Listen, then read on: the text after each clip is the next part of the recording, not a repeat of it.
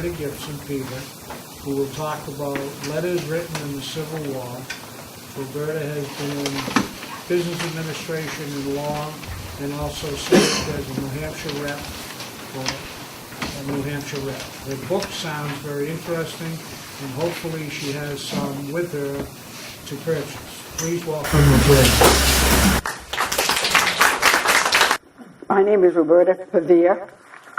I'm from Bethel, Maine, and I have in Exeter. I live in Exeter, and the original Bean, John Bean, came from Scotland as an indentured servant to Exeter, New Hampshire, and he's buried next to the Congregational Church, he and his two wives. But being a very canny Scotsman, he married the boss's daughter and became very, very wealthy, and one of the founders of Exeter, and that's my direct ancestor. The book is about my great-grandmother and my great-grandfather and her brother. And she came from Bethel, Maine also, and went to Lowell, Massachusetts to work in the mills. Her husband came from Vermont, and when the war came on, they had married and had two children, my grandmother and her brother, and he joined the 26th Massachusetts. Her brother, who stayed in Maine, joined the 5th Maine Regiment, and he was also a founder of the 5th Maine Regiment Museum on the island just off of Portland. In 1936, my grandmother's brother, George, passed away in Lowell, and my mother went with her sister, who was the executor of the will, went down to Lowell to clean out the estate. My aunt was throwing everything in the wood stove, and my mother, I can still hear my mother saying, "What are you doing?" And my aunt said, "Nobody wants this old stuff." And my mother said, "Well, I do." So what we have and what the book is based on was what my mother kept out of the wood stove. We don't know what went up in flames. The letters, I sat and typed up the letters. It took me many, many months. In fact, I've been carrying these letters around for 40 years. And in the book, the letters are in italics, and we have described what is taking place at each time. And it starts at the time of the war. I have other letters that were before the war, but we just omitted all of that. And after I had typed the letters up, I sent a copy of the original and my typed copy to each branch of the family that I found while I was doing the genealogy. And I found a cousin in Alaska, and her name is Anne Fox Chandonnet. She came from Draycote, Mass. Her brother still lives in the house that's talked about in the book. And she called me up from Alaska and said, "These letters need to be published." And I said, "Did anybody ever tell you you were the answer to their prayers?" Because I tried for many years to get it published. So she and I collaborated, and we did the book. And right now, and for the last couple of years, I've been trying to find someone to do a documentary, because this book, it reads like a novel if you read the whole thing. They have love and romance and hate and war and death and just the whole thing that people make up. But it's all true, and it's all in there in the letters. And when I wanted to get all of this stuff to the Bethel Historical Society, I called them up and said, "I'd like to send this stuff to you." And they said, "Well, you have to get it appraised." So I hired this gentleman who, as you went across the bridge in Portsmouth, there was an antique bookstore. And it was an elderly gentleman who was very happy to do it. However, when he saw the extent of it, he gave it all back to me and said, "I'm too old." So I found a man named Henry Ford, called Hank, who has the Little Drummer Boy antique shop in Bedford. And he did the appraisal. And each one of them used the exact same word. When I said that someone in the family had taken the envelopes with the Civil War stamps, they both said Civil War stamps are a dime a dozen, but the letters are priceless because you type them up. And I have some things to pass around here. One is the Drummer Boy Antiques appraisal of what I gave them. And everything did not get in the appraisal, but what did was $42,000. And I've given all of that to the Historical Society in Bethel. And we now have them as our publisher. I had given them my half of the royalty, and now they get everything except my cousin's 5%. So they think I'm the best thing since sliced bread. I'll pass these around if anybody wants to look at them. There's pictures of the stuff I gave.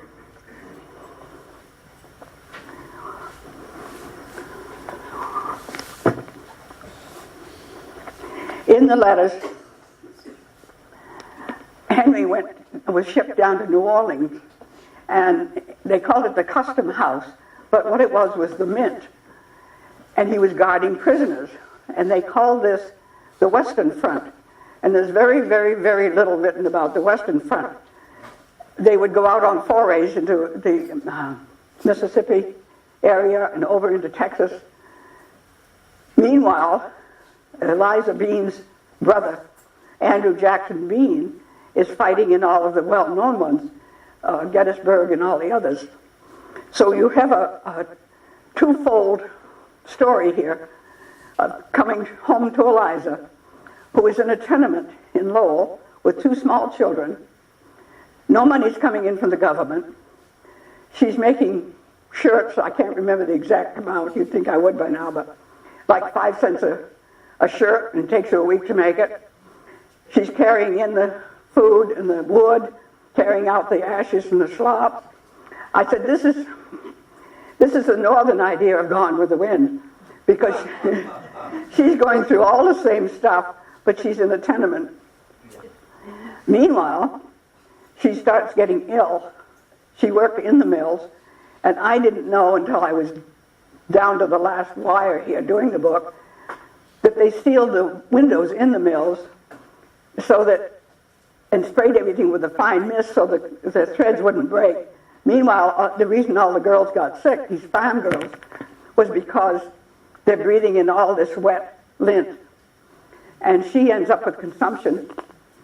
And as the letters go back and forth, it's like hearing half of a telephone conversation, because we know what she's getting, but we don't know what she's saying. But you assume you know all of this. And Henry had a watch, a $12 watch. He was so proud of it because nobody else had a watch. And he keeps saying in his letters, I should sell this watch and buy you a sewing machine. And you just go on and on, day to day, what the men are thinking, what's happening to her. And I'm not sure they would be pleased that I had done this book, because there's some personal things in it. But because he knows what the soldiers are doing with the camp followers, he also knows what the wives are doing at home, some of them. And he keeps chastising her. Be a good girl. Remember God. And it must have been very, very hard for this woman who is trying to do the best she can and feed the kids. And meanwhile, he's telling her to be a good girl. But it is a very personal look into what he's thinking, what apparently she's thinking.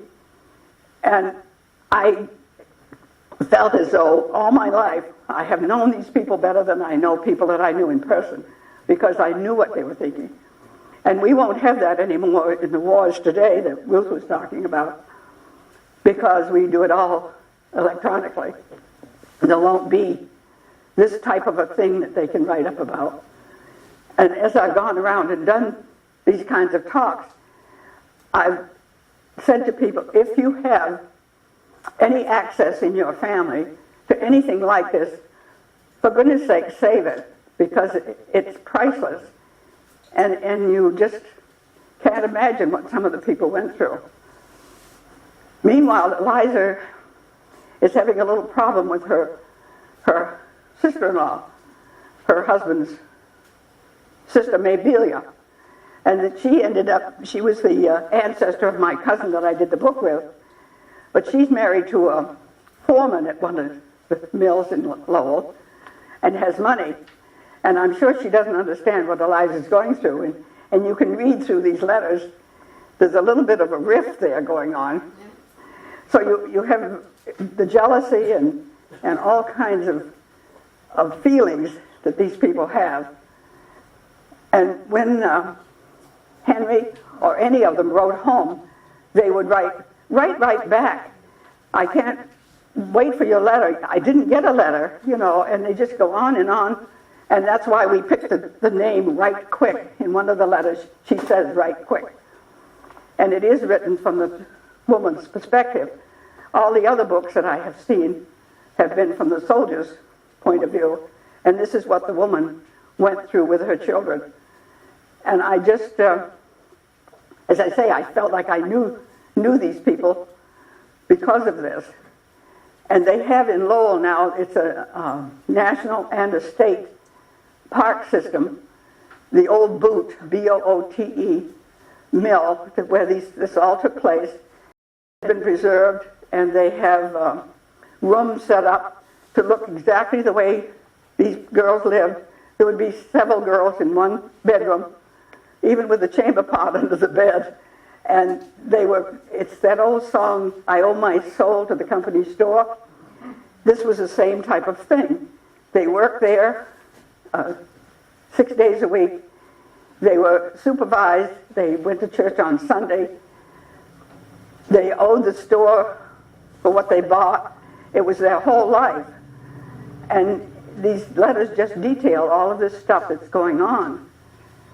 And I just was amazed at some of the descriptions of the battlefields. And I've been to Gettysburg, and I'm sure a lot of you people have been around to some of the fields.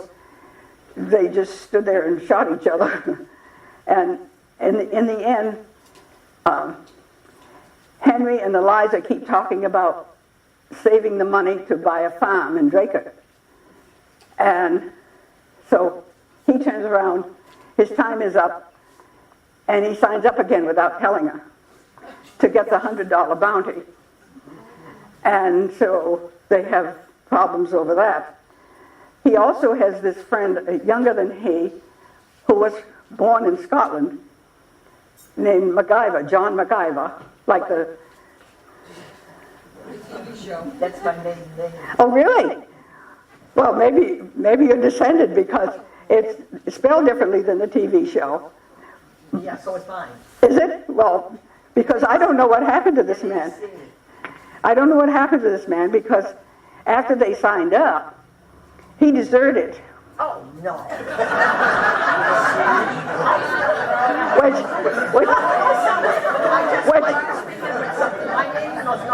Which I think it was smart because Henry got wounded and died right after that. So he was the smart one.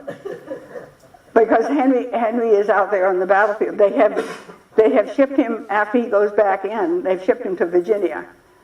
And he was in the last battle, the Third Battle of Winchester, and was shot in the knee on the battlefield. And, of course, when they died like that, they were stripped. The opposition would take everything that was on them. And they shipped him to the wrong company. And by the time he got back where he belonged, he was dead. And passing around here in this stuff where the officer has written home to tell her that her husband has died, and she gets this little clipping of his hair as what's left of him. And then he was buried in Winchester. And the first time I went there, and I can't tell you the year, my husband and I went there, they still showed where he had been buried. But then the other times, several times after I went back, and they had taken that out of the record. But in one of the letters, it tells how she went to the mayor of Lowell trying to get his body back. And they're trying to get the whole of the 26th Maine back, which they did not because there's the big national cemetery there right at the spot.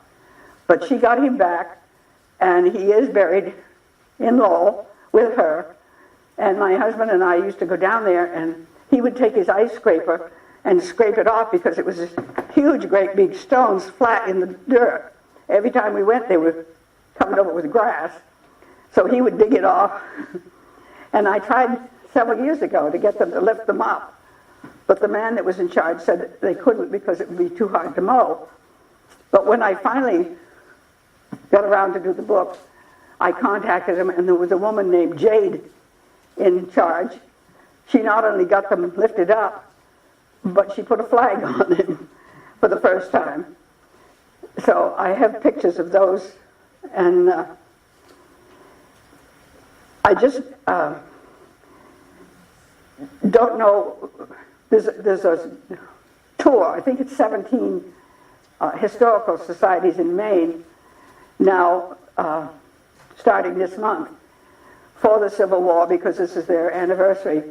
And there is, I think there is some activity here in New Hampshire, but Maine is really going all out with the tours of the Historical Society programs.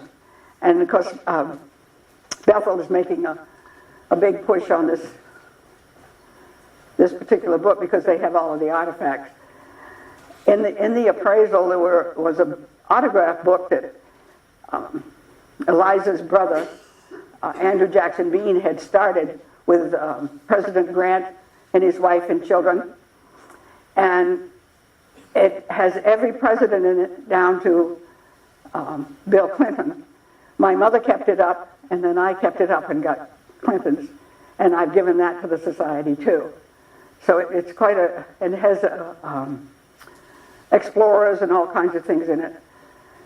And the other things that I gave them, there was jewelry. There was a little, they called it a desk, but it's just a flat, there's pictures going around, a flat, like a folder, and you could put your stamps and your letters and your pen in it. And there was what they called, it's gone out of my head, but it's just a little round thing that rolled up. It had needles and thread and thimble. Housewife, I think it was, they called it. And because this all comes from Andrew, because when Henry was found, he had nothing. But I think if people such as you who have this magnificent collection know what it's like to try to save this kind of stuff, and it's the young people that don't understand, I think. Although my aunt was not young when she said, nobody wants this old stuff. So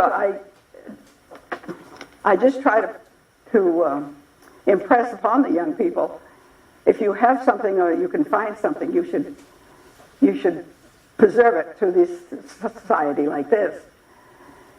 I don't know if you have any questions about what they went through or...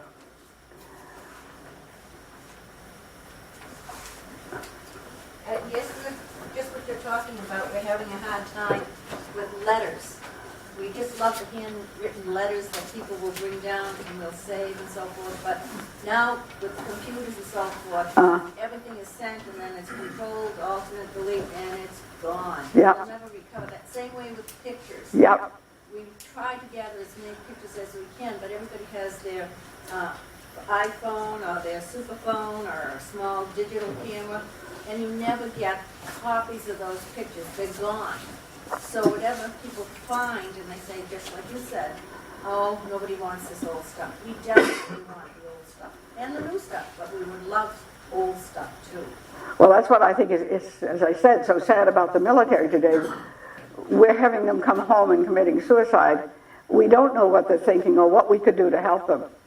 And it's important to preserve this type of thing.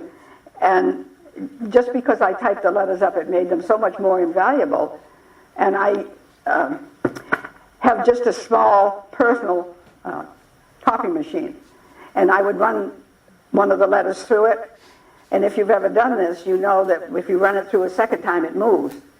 So I would keep running it through until you could read it, because it would move. Or I'd go to the print shop and I'd get like a bed sheet blown up. And I had maps from the 1960s from the Civil War that I had saved, and the new maps, because many of the towns, the names had changed. And I could sit with I had a magnifying glass that I had bought from my mother, and very strong, and I could look at these old maps and find out exactly where they were. And I was trying to think what year it was, I can't remember. But I've been working, as I say, I've been carrying the letters around. My mother lived with me for 22 years, and I carried these around all those years. And I dedicated the book to my mother, her picture is in here, because she was the one that saved all of this. And the first book signing we had was in Hampton Falls. That's where my husband was from, and that's where I lived. And I was thinking when you were having your meeting, why Hampton Falls broke off from Hampton as all the other towns around did. And they've had historical societies for years and years and years. Hampton Falls didn't have a historical society. But Beverly Powell, Governor Powell's widow, and my mother and my husband and I and some others, we got together and we formed a historical society, and I was the first president. But I still don't know why they didn't have a historical society. And they are now in the old, beautiful library. But it's this preserving of the past that tells us what's going to happen in the future. And I can't thank you enough for having me come here. Can I ask you, why typing the letters up? Why does that make them more valuable? Because somebody could read them. The one I passed around where Eliza's being notified of Henry's death was marvelous, just marvelous handwriting. But some of the others, particularly the ones written in pencil, because the lead rubs off. And those were the ones that I kept running through the copy machine, and as it would move, you could pick it up. How should these letters be preserved? The reason I'm asking you is I have a sister-in-law who's, well, it would have to be her great-uncle, or maybe great-great-uncle, and they came from Sugar Hill, New Hampshire, 2 boys, 16, and she has the letters. 16 and 17 years old. One of them was killed, and they're buried in Sugar Hill. And there are letters like from their father, beautiful letters from their father. And in the letters he would, keep telling them, be sure you pray, be sure you be good boys, behave yourselves. And one of them ended by saying, and don't forget who loves you in your mountain home. Beautiful. Yeah, beautiful letters. How do you preserve them? Well, my answer was to give them to the Bethel Historical Society. Yes. Yeah. And they just now have finished the financing to make a climate-controlled room for this kind of thing. When I called them to come and get the stuff, and they finally did, they were amazed. They said, "Oh, so much." I said, "Well, I tried to give it to you." My husband was sick with Alzheimer's for 20 years, and he was very sick when they came and got I couldn't take them to them. And they were surprised at how much I had. Meanwhile, they made me give them a praise, which made me laugh. But they took them, and they are now taking care of them. And the original publisher we had lived in Texas, and she did a marvelous job layout and working with us on the cover and everything. But then she didn't send out any copies to try to get published. She did nothing. So I finally, my cousin and I got the right to publish to the Historical Society, and they really will preserve this stuff and take care of it. But I had it in a lock box, a fireproof box, because I kept worrying, what if they burned up, the whole time I'm carrying them around all these years. She's got them framed. She doesn't understand what you have, but she's got them framed under glass, and we just wondered about, we had talked about it, she and I, Law, and wondered if that was the correct way to preserve something like that. It depends on how they were framed, because I have a ribbon for Ulysses S. Grant, for General Grant after the war, that I bought, of all things, at a yard sale.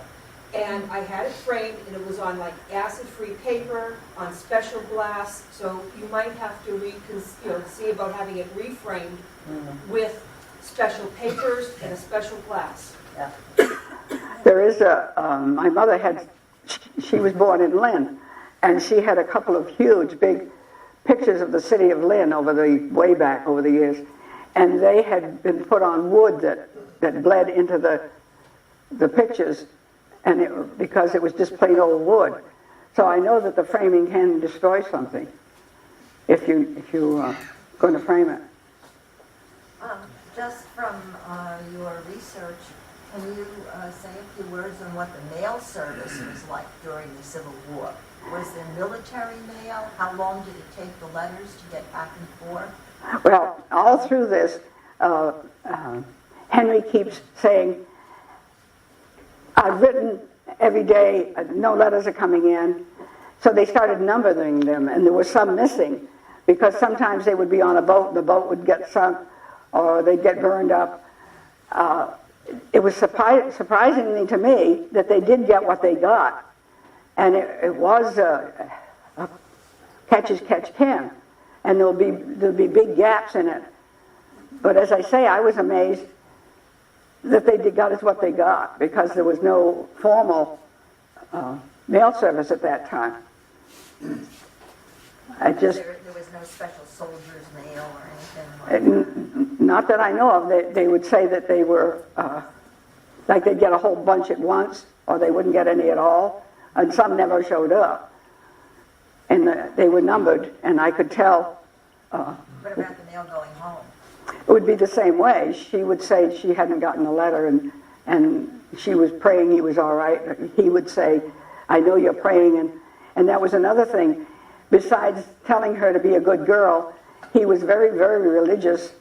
And back at the beginning and all through the letters, he would say, we must preserve the Union at all costs. And that's another thing about, so many people think the war was fought over the slaves. It was fought because the South wanted to secede from the Union.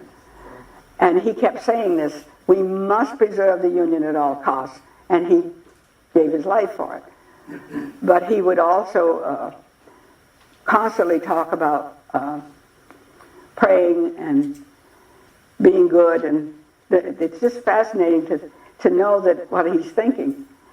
And my cousin went down to New Orleans last year when they had the hurricane. It blew the roof off of this old building, and they have since redone the whole thing, and there's a jazz museum in there.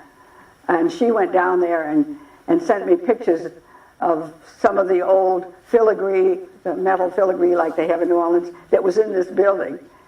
And he talks in the letters about sleeping up under the eaves where it was warmer, and he slept on a board because it was softer than the ground.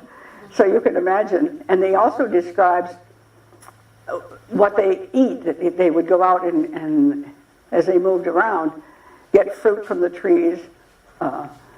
They also would go out and get mired in mud and tell about the different battles and things. And the one that was particularly interesting was they went over to Texas, to Sabine Pass, and the Rebs chased the Union soldiers off very roundly. They lost, but he describes all of that. And one time they were going to go up the river to do some fighting, and they got on the boat got mired. They got off and walked back. It's just fascinating to see what they went through before they went out there and got shot. You know, it's amazing. But I was amazed that they did get as many letters as they got. So, yes. How many years do the letters cover of the Civil War? I have a bunch of letters that were written in the 1850s. And these cover the whole war. And after her husband dies and she gets him back to Lowell, she goes up to Maine to visit with her mother. And there's a young man up there who said he'd like to marry her. And it turns out that this young man was my best friend's husband's grandfather. So we were very close, but we would have been closer had she given in and married him. But she went back to Lowell and died of consumption. So she died 3 years after he did, left my grandmother and her brother orphans, and the other man on the cover here, her brother raised them. But it covers the whole of the war. And the other thing that I have thought about doing is taking the rest of the letters and doing another book, but I haven't got there yet. Because he had a sister that stayed in Vermont, and her husband was named Chauncey Lynch, and he was Irish, and the Irish came over from Ireland to work in the quarries, and he had a farm, and he's writing all these voluminous letters to Henry and Eliza saying, people shouldn't eat animal fat. Now this is the 1850s. Animal fat is bad for you. You should eat fruits and vegetables. Now, we never have caught on to that, and he had this, it wasn't calories, but it was some kind of a numbered system to tell you what the vegetables and the fruits were. And I just laugh every time somebody says, well, we shouldn't be eating animal fat. Well, that's old news, you know. So, yeah. If they were living in Lowell, did you consider, maybe giving these things to the Lowell Historical Society, or did they not want them, or? I tried many years ago. I don't know, in my own mind I've decided it's because she died of consumption and they didn't want people to know that. I don't know what else. They weren't interested. And of course the Bethel Historical Society said, good. But if I can find someone to do a documentary, and I'm still trying, the mills down there, as I say, some of them have been refurbished, and they have the rooms so that you can see it, and the canals are all working. They could use all of that but I don't know why Lowell. I don't know of any other reason except for the fact this woman did die, and we do say she died from working in the mill, and that may not be what they want to project. So I don't know. I have a letter that we have here. Let me get next to you. This is a letter that's dated November 8th, 1861, from the Civil War. Sergeant Stoker was writing to his sister, and this goes along with what you were saying, just the opposite. Dear sister, I received your letter and was very happy to hear from you and hear that you was all well. And they found me well. Also, you said you had a good spark with Jay Morris. Or spark. I hope you had a fine time. It may be the last time you will see him, but I hope you'll not be a good girl.